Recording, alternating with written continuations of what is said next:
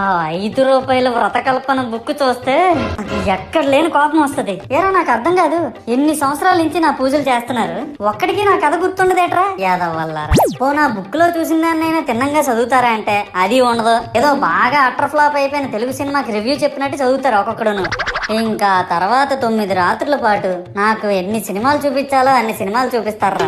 ఇందులో funny part ఏంటంటే నేను ఎన్ని బ్యాచ్లను చూస్తాను తెలుసా. ప్రతి వీధి పందిరి దగ్గరికి తిరుగుతూ నా విగ్రహాలకు రివ్యూ ఇచ్చే బ్యాచ్ ఒకటి, ప్రసాదాల కోసం ప్రతి పందిరి దగ్గరికి తిరిగే బ్యాచ్ ఇంకొకటి, ఇంకా దరిద్రం ఏంటంటే నాకు కొట్టిన కొబ్బరికాయలు ఏమైనా మిగిలిపోయేమో వాటిని తీసుకెళ్లి పచ్చడి చేసుకుందాం అనే బ్యాచ్ ఒకటి. ఇవన్నీ చూస్తూ 9 రాత్రులు గడిపాక సరేలే సాయంత్రం అనిపిస్తారులే అని కాలు మీద కాలు వేసుకొని కూర్చుంటే అప్పుడు మొదలవుతాదిరా నా నిమజ్జనం వ్యాన్ ముందు 90 వేసి నాగిని డాన్స్ చేస్తారు. అంటే నాకు అర్థం కాదు, 9 రోజులు వాళ్ళతో కలిసి ఉన్నానని నన్ను కూడా వాళ్ళ ఫ్రెండ్ లా ట్రీట్ చేస్తారా ఏంటి? అబ్బా అబ్బా అబ్బా అబ్బా, మునిగినంత వరకు మనశ్శాంతం.